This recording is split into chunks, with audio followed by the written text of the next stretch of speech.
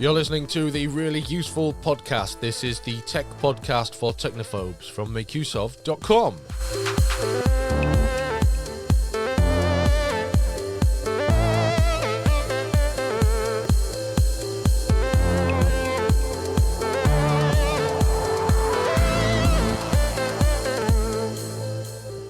Welcome to the show. My name is Christian Corley, and with me is Gavin Phillips. How are you doing, Gavin?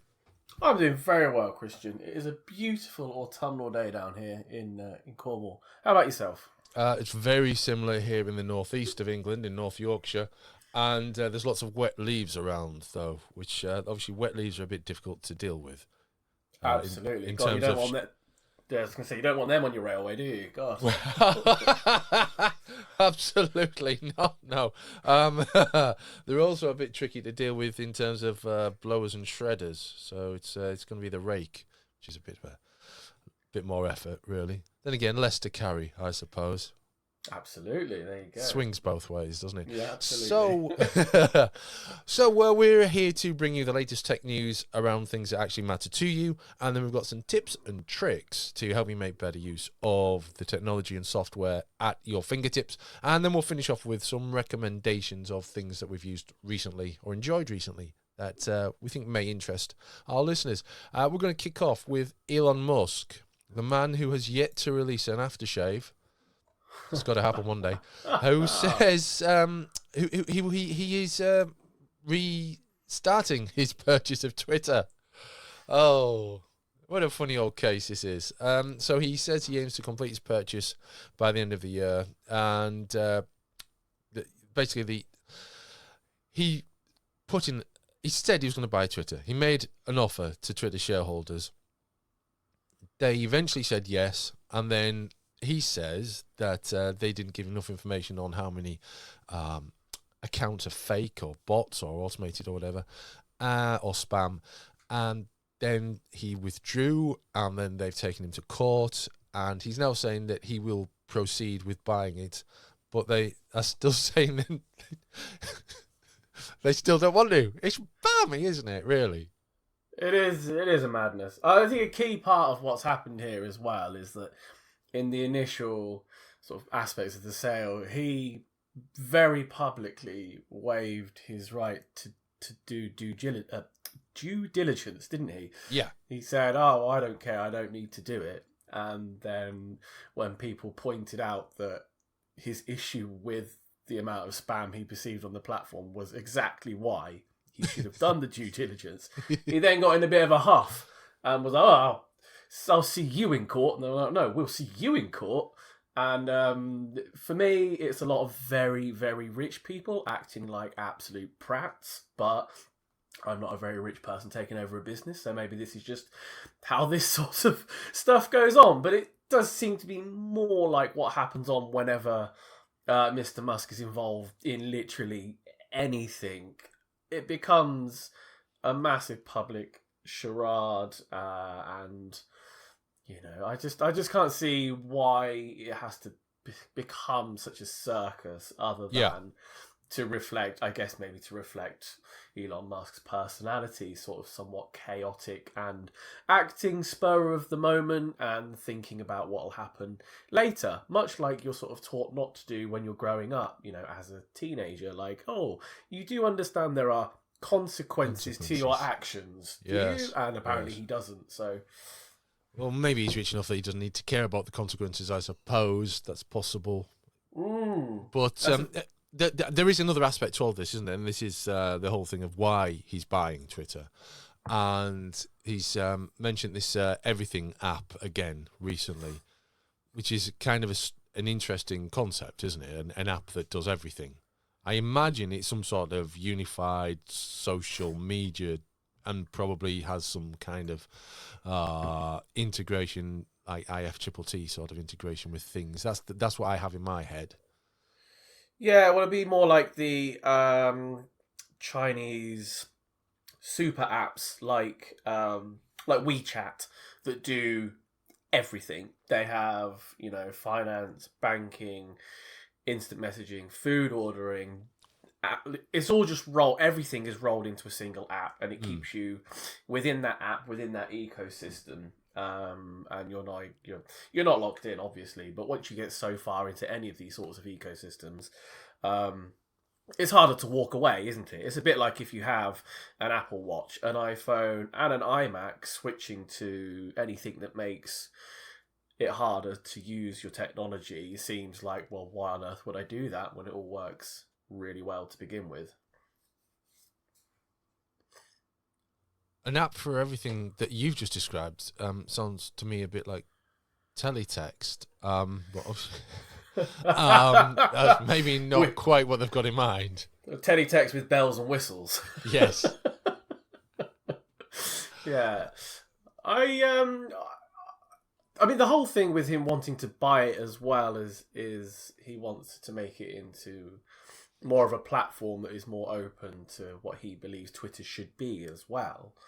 But I think there's quite a lot of people that don't necessarily want it to become, as in his words, part of maybe a subscription service, or parts of Twitter that we now use and have come to expect to be completely free or paid for by advertising will suddenly be behind a subscription or a paywall or something like that, which I think would probably turn quite a lot of people away in the long run.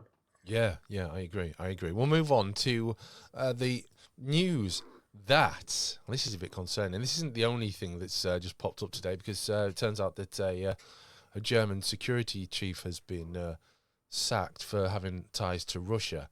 But this is kind of similar. Former Uber security chief has been convicted for concealing a felony concerning the 2016 hack of the company's databases. That was pretty big at the time. And this chap has been convicted of failing to tell the US authorities about the hack. And, it came along later on, it was revealed. There's a lot of this going on, isn't there, of companies we talked about it on the Really Useful podcast, of companies not admitting to being hacked, or releasing the information months later, or claiming it's a very small hack that doesn't really affect anybody. There's no identifiable information being leaked, and all this sort of thing. All this kind of management around these hacks, and it's been misleading, really, hasn't it? Absolutely, yeah. I mean, companies obviously don't want to disclose that they've been massively useless with all of the data that they want to take from you at all times, despite often it being more data than they actually need. And then when they're obviously shown to be negligent, they have to row back as quick as they can. In this situation where you've got someone who, has actively try to obscure the fact. I mean, they must be looking at, well, as we've just heard, they will be looking at, actual charges. But quite often, when these big companies are hacked and your data is breached, there's no comeuppance, is there? There's no sort of, willful negligence case against anyone. And I guess you would have to prove that someone was willingly negligible, and who would that be? Would it be the CEO? Would it be the security team, etc., which is probably why these things don't happen. But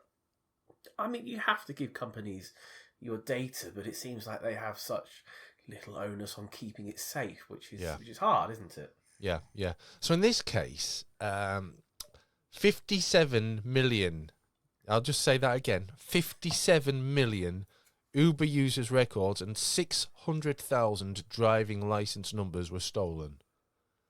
That is a lot, isn't it? That is a devastatingly large amount, yes. And according to the Department of Justice, Sullivan arranged for the hackers to be paid $100,000 in Bitcoin in exchange for them signing non-disclosure agreements to not reveal the hack to anyone. That's the thing there, isn't it? I think that is the criminal act of not revealing the hack and trying to cover it up and everything. So, and the payment was disguised as a bug bounty, a reward used to pay cybersecurity researchers who disclose vulnerabilities so they can be fixed. Oh, this guy had it all worked out, didn't he? Wow. Joe Sullivan. Well, I mean, he's they found him guilty. So, we really do need to be more careful with where we submit our information and who has it and how long they have it for and all that kind of thing. I mean, something like Uber is, I mean, I've never used Uber. I rarely use taxis. So I don't really speak from a position of authority here. But if there's an opportunity to remove your data from a service after you finished using it, then you should take it. And, you know, it's not easy with an ongoing relationship, but you can close accounts and what have you and everything, and that removes your data, or should remove your data from databases. It's almost as if we're losing the tide against privacy and security in this, losing the battle with this increasing wave upon wave upon wave, this great growing tide of companies not really giving a damn what happens with your data.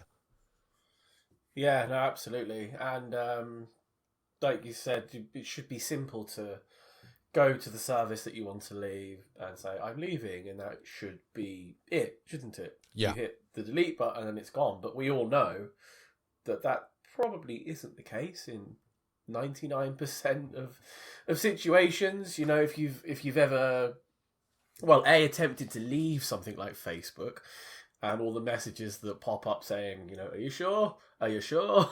Yeah.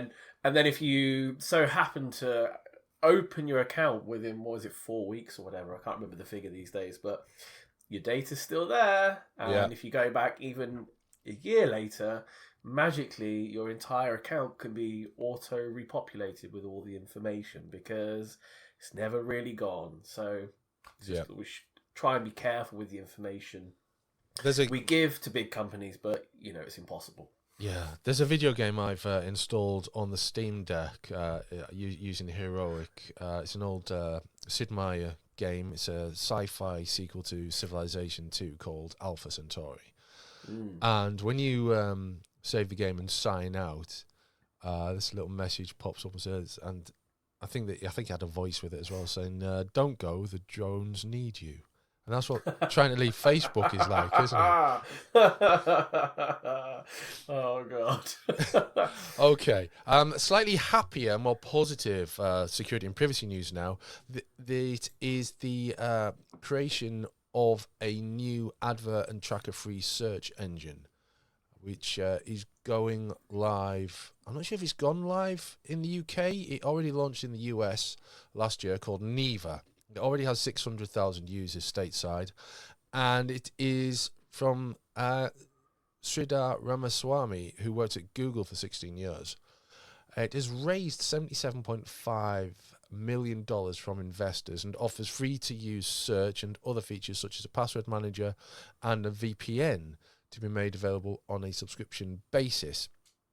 You can create an account and build subscriptions at a later date. It's expected to be £5 a month in the UK, but there's no tracking. So you're paying a subscription to use it, but there's no tracking and there's a VPN built in.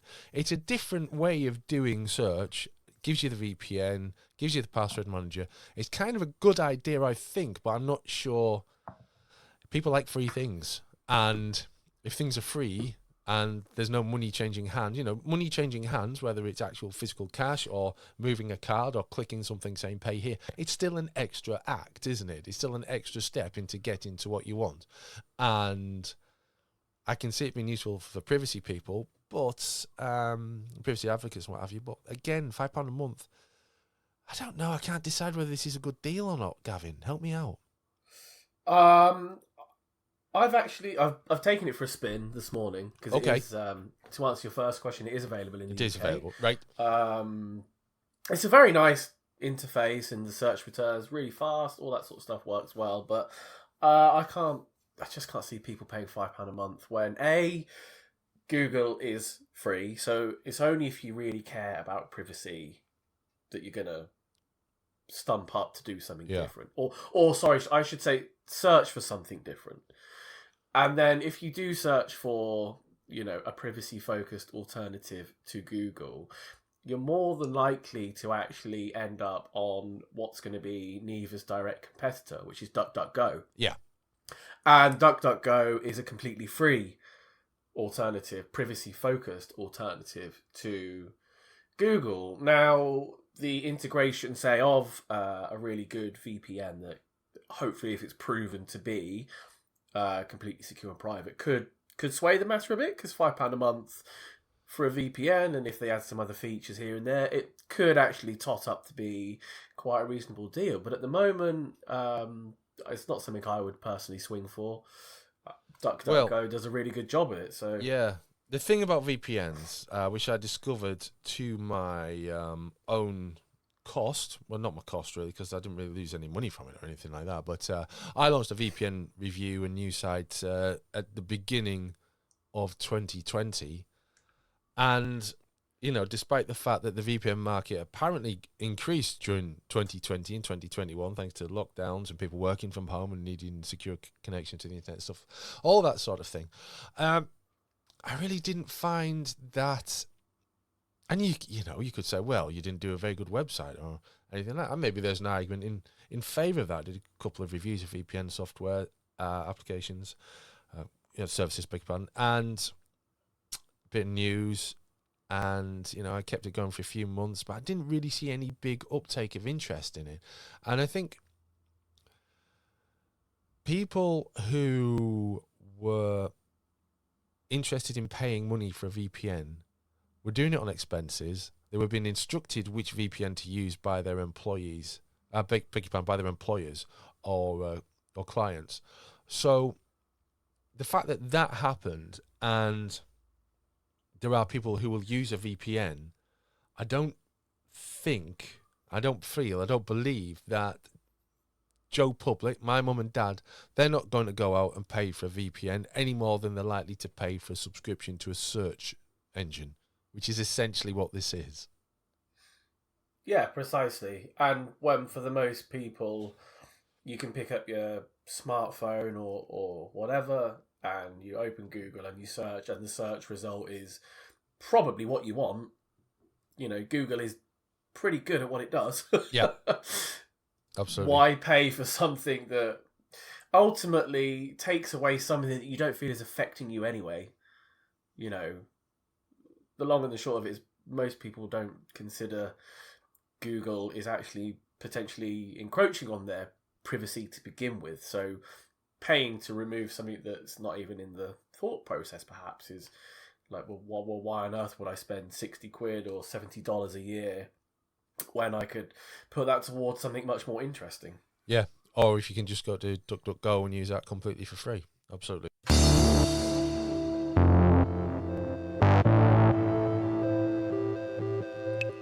Tips and tricks time now on the Really Useful podcast, and there are myriad ways that you can decorate your computer's desktop. It might be a nice background of your family, it might be some kind of stunning landscape or vista of stars in space and planet, or my favourite, photos of Led Zeppelin. But that's just me. But some people like video wallpaper on their computers, and it's becoming increasingly easier to do with Windows 10. Some of these steps I'm about to tell you will also work on macOS, Linux, and even Chrome OS, but this is focused on Windows 10 and 11. So the first thing you can do is set a video background on Windows with the app called Push Video Wallpaper. You'll find a link to that in the show notes along with everything else that we discuss.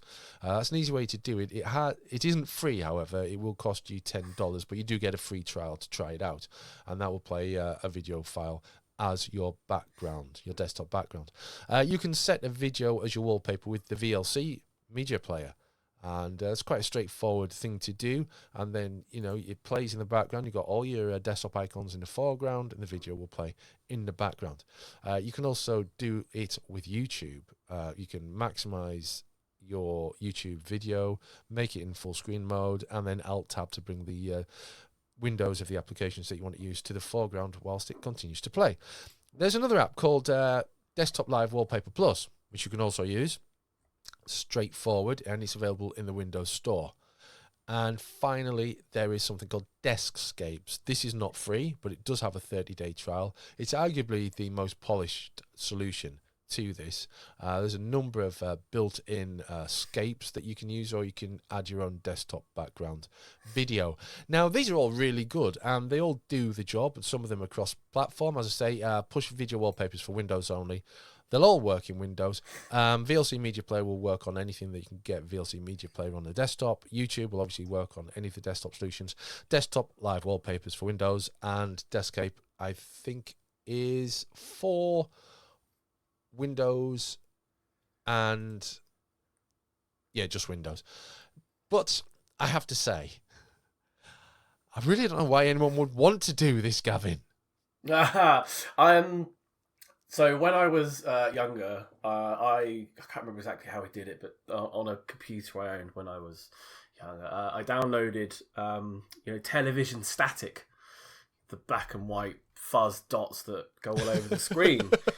And I set this as my desktop background. Just looping over and over again.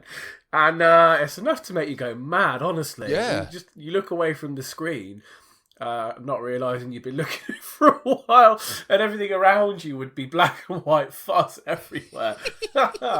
So if you are going to use a video, don't use television static. That reminds me of something that I used to do. You remember the Trollolol Man? Yeah. There's a 24 or 36 hour looped version of that on YouTube, and I was feeling. Oh my gosh. Yeah, I was kind of feeling a little bit sick of my usual MP3 collection for a time, so that's what I had on in the background. Brilliant. Oh gosh. Yeah, that's I'm a bit sick of it now. So anyway, so that's 5 easy ways to get a video wallpaper for your desktop PC. Now, Gavin, we talked a few weeks ago about Ethereum Merge and what it means, what it means to Ethereum and cryptocurrencies. And I understand that this has had a bit of a impact on the active cryptocurrency mining. A little bit. I mean, I know this was coming, but it seems to be a bit more definite than people expected. Yeah, absolutely, Christian. So the big thing with the Ethereum merge was that it was switching from the old method of cryptocurrency mining, which was very energy intensive, and the new version of it, or should I say there isn't really a new version of it for Ethereum, and that was the whole thing behind it. They wanted to do away with the massive energy cost of Ethereum mining.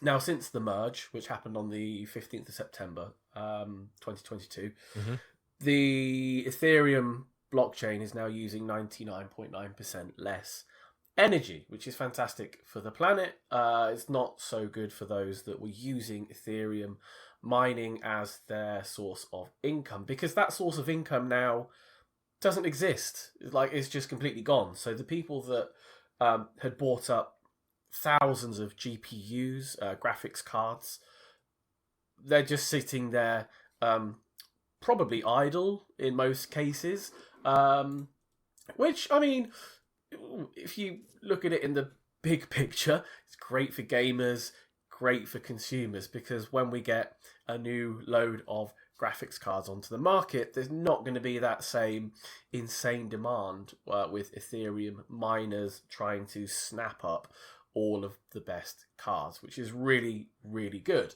Yeah. For those that were Ethereum mining, there are some alternatives, although they don't pay out nearly the same amount. So, for example, with the old Ethereum, someone with an NVIDIA GeForce RTX 3070 could probably earn £25 a week or up to £125 a month, dollars, depending on their electricity costs. With a higher end graphics card, they could easily make twice as much as that. That just doesn't happen anymore. Right. So the big question really is cryptocurrency mining dead? And I wouldn't say necessarily it's completely dead, because there are people mining alternatives. There are coins that you can still mine using graphics card, Ravencoin, Zcoin, and people who were involved with Ethereum are trying to get some like Phoenix cryptocurrencies going so that they can still continue to use their hardware. But the long and the short of it is that the switch from Ethereum 1 to Ethereum 2 has basically had the desired effect, which is really good unless you were a crypto miner. Wow, it's amazing it's had such an impact so quickly.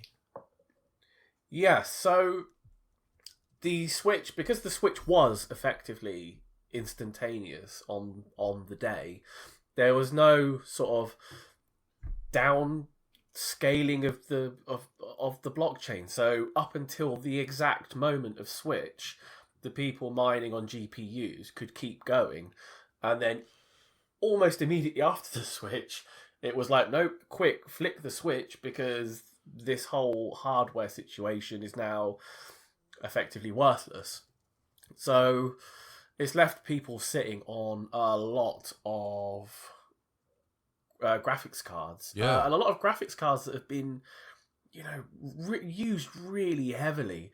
So there'll be, probably in the coming months, you'll see more and more used graphics cards appearing on marketplaces like eBay and what have you. And there always begs the question: should you buy a used graphics card, or one that's been used for cryptocurrency mining? And most experts say err on the side of caution and give them a miss, because although graphics cards are designed to be run at high temperatures and for a long period, the amount of strain that crypto mining puts on them, particularly because they're often used in an enclosed space where it's very hot, so they're more than likely have experienced some sort of degradation in quality and processing power. Sure. I saw people were washing them before selling them. Washing, like trying to clean them? Yes. Oh, wow. So with like isopropyl alcohol, clean it all the dust and muck and grime off. I'm pretty sure there was water involved as well. Water? Oh, gosh. Yeah. Yes, I saw this on Twitter. I was thinking to myself, I don't think that's going to come off for you quite the way you think it is. Oh, that is terrifying. Because people will see a cheap deal on eBay and think, oh, an RTX 3090, that's a brilliant graphics card. And it looks nice, looks all shiny. Yeah, God, look at the shine on that.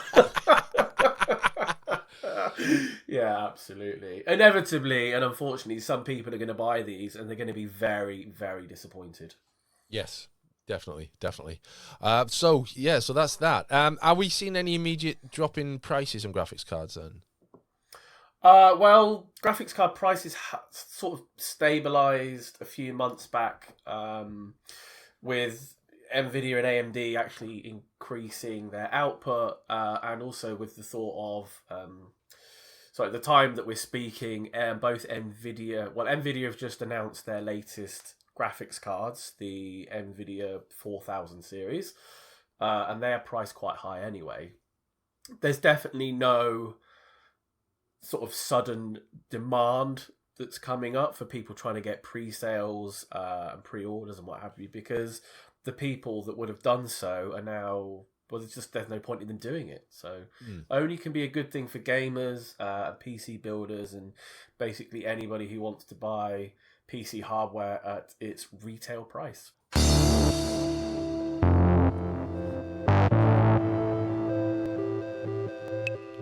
And that brings us one way or the other to our recommendation section, in which we both recommend something. It's really simple. Except it's not that simple, because it's really difficult to decide on something to recommend. A couple of nights, I'm going to go first this week, give Gavin a bit of time to prepare his. A couple of nights ago, I retrieved a box of goodies from my parents' loft. It was a collection of retro games for the Amiga and Commodore 64. And I found all sorts of things that I didn't know the original, the prior location of, and things like that. I found games in largely mint condition. I found the instructions for the shoot 'em up construction kit, which was a piece of software that I used to use quite a lot to, this will surprise you, make shoot 'em up games. And, lots of bits and bobs. Found the original Also found the instructions for the Nintendo 64 as well. Lots of bits and bobs in there. And I thought to myself, is there anything here I can recommend? And then it dawned on me that, no, of course there isn't, you fool. It's 2022. These games are 40 years old or so. What are you playing at? So, however, a couple of days ago, I dug out a laptop, and upon it, I installed some software called Pop! OS, which is an operating system, a Linux operating system based on Ubuntu. Now, usually I use Ubuntu, and unless I'm using a Raspberry Pi, which is Raspberry Pi OS, which is related to Ubuntu, they're both based on the Debian distro. We're getting into the Linuxy stuff here a little bit, but and I don't want to distract anyone who isn't familiar with Linux, but I will say this: having tried Pop! OS for the first time, I was absolutely blown away by just how easy it is to get in and start using it.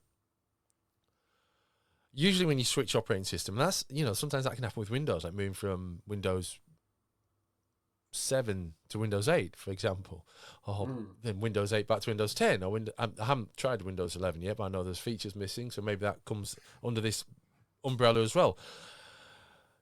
Things can be a bit jarring and trying to work out where things are and all that sort of thing. Pop! OS, it kind of gives you everything you need, where you need it to be, and it's just very easy on the eye and straightforward to start using. I couldn't believe how simple it was without looking simple. Do you know what I mean? Yeah, for sure. Yeah. So, I mean, if you want, I apologise for leaning away. I'm just logging into my Pop! OS computer, so just to inspire me to say the right thing. But basically what I'm saying is, if you have a computer spare, or if you don't want to pay for Windows, if you're planning on trying out a Linux operating system for the first time, I've always been an advocate of Ubuntu, but I think I would be recommending Pop! OS. That's quite a big shout, actually, because so much of the issue with getting people to switch or even try Linux is that the out-of-box experience of setting it up and getting it going can be kind of overwhelming. But if it makes the whole thing simple and you arrive at a desktop that looks and feels relatively similar to Windows, people are probably more likely to stick around, aren't they? Well, it doesn't really look like Windows. It just looks... I mean, I guess it probably falls halfway into some sort of friendly middle ground between Chrome OS and Mac OS, I guess. But it just feels instantly accessible. The tools that you need are right there. You can... There's the launcher for searching apps. There is the app drawer, shows the installed applications. There is your browser. It comes pre-installed with Firefox. There's File Manager. There's a terminal. There's the Pop Shop, which is a great name, and that's where you get all your extra software from. And then the settings. The presentation on the Pop Shop is really good as well, which is something a lot of Linux distros have struggled with over the years, making themselves look attractive for anyone wanting to install new software. And it puts everything that you need front and center, and then you can just carry on and get on. I'm very impressed with it. I'm kind of wishing it hadn't taken me so long to try it out. But and also the benefit as well. I found the laptop I'm using it on has a very decent sort of 6 to 8 hour battery. So I've spent quite a bit of time in it, and it's very, very slick and effortless and very easy to work with and just get on with things. I'm pleased with it. So that's my recommendation. What's yours? Although you were saying about ancient video games,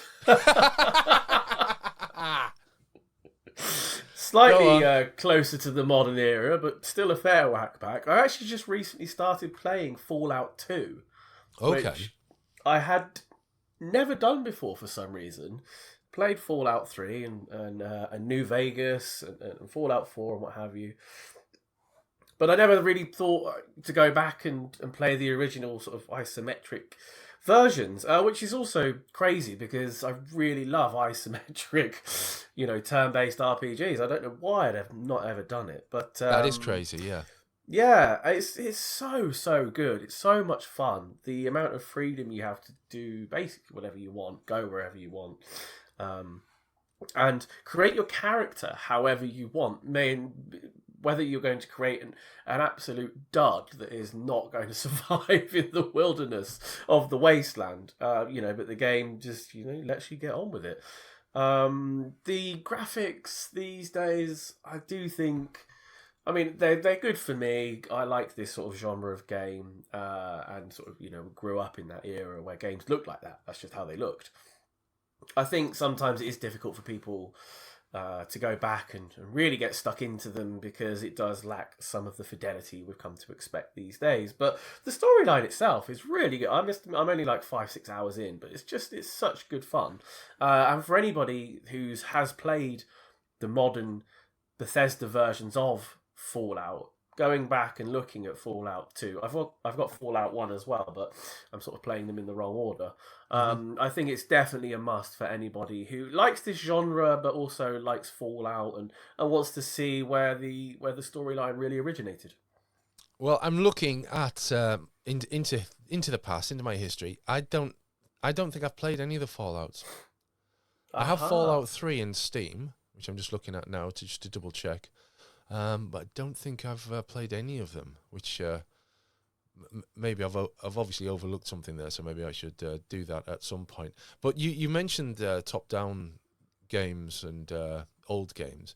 Have you seen there's this completely by the by, and it's not a recommendation because it's not available yet, but there's a top-down version of Half-Life coming out. No, I haven't seen that. That sounds incredibly good. Yeah, it's called. It's based on a mod called Half-Life Loop, but the actual game, and Valve have approved it for full release on Steam. It's going to be called Codename Loop, and it looks really, really good.